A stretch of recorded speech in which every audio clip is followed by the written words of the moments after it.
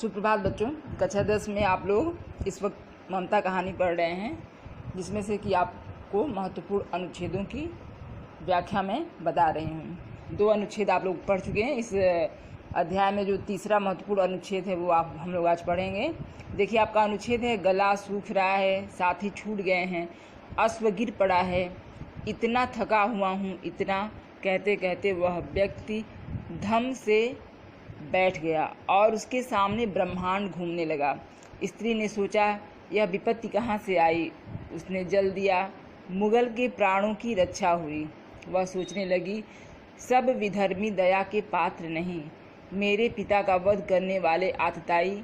घृणा से उसका मन विरक्त हो गया। स्वस्थ होकर मुगल ने कहा, माता, तो फिर मैं चला जाऊं? स्त्री विचार कर रही थी, मैं ब्राह्मणी हूँ, मुझे तो अपने धर्म अतिथि देव की उपासना का पालन करना चाहिए। परंतु यहाँ नहीं, सब विधर्मी दया के पात्र नहीं। परंतु यह दया तो नहीं, कर्तव्य करना है। तब देखिए बच्चों, कथा का सार आप लोग जान ही रहे हैं कि ये कथा उस समय की है जब भारत पर मुगल वंश स्थापित हो गया। अभी स्थापित पूरी तरह से नहीं हुआ था, मुगलों का चल रहा था, युद्ध चल रहा था। उसी समय शेरशाह सूरी ने हुमायूं के ऊपर आक्रमण किया था। तो उसी समय की परिवेश में ये कथा लिखी गई, उस परिवेश को लेकर के ये कहानी लिखी गई है। तो इसमें कथा आप लोग जान ही रहे हैं कि एक ममता नाम की विधवा स्त्री है और वो किस तरीके से विपरीत परिस्थितियों में भी अपने कर्तव्य का पालन करती है और कैसे अपना जीवन व्यतीत करती है। तो बच्चों, इसमें इस अनुच्छेद में यही प्रसंग है कि शेरशाह सूरी ने हुमायूं को पराजित कर दिया है और वह शरण लेने के लिए घूमता फिर रहा है और घूमते घूमते वह उसी कुटिया के सामने जाकर रुकता है जहां ममता निवास करती है। तो देखिए, अनुच्छेद में कहा गया है कि गला सूख रहा है, हुमायूं बहुत थका हुआ है, पराजित है, प्यास से उसका गला सूख रहा है, उसके सारे साथी छूट गए हैं, बिछड़ गए हैं, उसका घोड़ा भी थक करके गिर गया है। और यह कहते हुए कि मैं बहुत थक गया हूँ, मेरा गला सूख गया है, मेरा अश्व भी गिर गया है, कहते कहते वह व्यक्ति यानी हुमायूं वहीं बैठ जाता है और उसके सामने ब्रह्मांड घूमने लगता है, यानी वह अत्यधिक थका हुआ है जिसके कारण उसका सिर घूम रहा है। वह ममता के सामने जाकर के उससे आश्रय की याचना करता है। तब वह ममता सोचती है कि अरे, ये विपत्ति कहाँ से आ गई, यह मुसीबत कहाँ, यह समस्या कहाँ से आ गई। लेकिन वह उस मुगल को जल देती है, पानी पिलाती है और पानी पीने के बाद जब वह उस मुगल सेनापति को थोड़ा आराम मिलता है तो वह वहीं आराम से बैठ जाता है।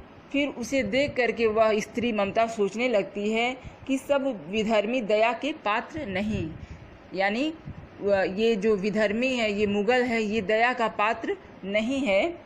और फिर उसे याद आता है कि आतताई ने, आक्रमणकारियों ने ही उसके पिता की हत्या की है और जिसके कारण पिता की हत्या की स्मृति आते ही उसके मन में आतताइयों के लिए, मुगलों के लिए एक घृणा का भाव आ जाता है। उसका घृणा से मन जो है वो विरक्त हो जाता है, दुखी हो जाता है। लेकिन अगले ही क्षण जब मुगल उससे कहता है कि माता, तो फिर मैं यहाँ से चला जाऊँ, आप मुझे आश्रय नहीं देंगी, तब वह स्त्री ममता सोचने लगती है कि मैं ब्राह्मणी हूँ और मुझे अपना धर्म अतिथि देवो भव, जैसा कि भारतीय संस्कृति में माना गया है कि अतिथि जो है वो देवता के समान होता है। तो उसको स्मरण हो आता है कि अतिथि देवो भव और वह उसके लिए एक आए हुए अतिथि को शरण देना, उसकी सहायता करना उसे अपना धर्म लगता है और वह सोचने लगती है कि मुझे अपने कर्तव्य का पालन करना चाहिए। पुनः उसके मन में ये बात आती है कि ये विधर्मी दया के पात्र नहीं है, लेकिन फिर उसका कर्तव्य बोध उसको उत्साहित करता है उसे आश्रय देने के लिए। उसे ये लगता है कि भले ही विधर्मी दया के पात्र हूँ अथवा न हूँ, लेकिन उसके लिए उसका कर्तव्य सर्वोपरि है और इसलिए उसके आश्रय में आया हुआ उसका अतिथि, चाहे विधर्मी हो चाहे कोई भी हो, उसे आश्रय देना वह अपना कर्तव्य समझती है, अपना धर्म समझती है और उसे वो आश्रय देती है। बच्चों, आपका ये व्याख्या आपकी हो गई अनुच्छेद की। इस अनुच्छेद में भी वही 3 प्रश्न हैं पहला प्रश्न है कि गद्यांश का संदर्भ लिखना है। दूसरा प्रश्न है गद्यांश के रेखांकित अंश की व्याख्या करनी है।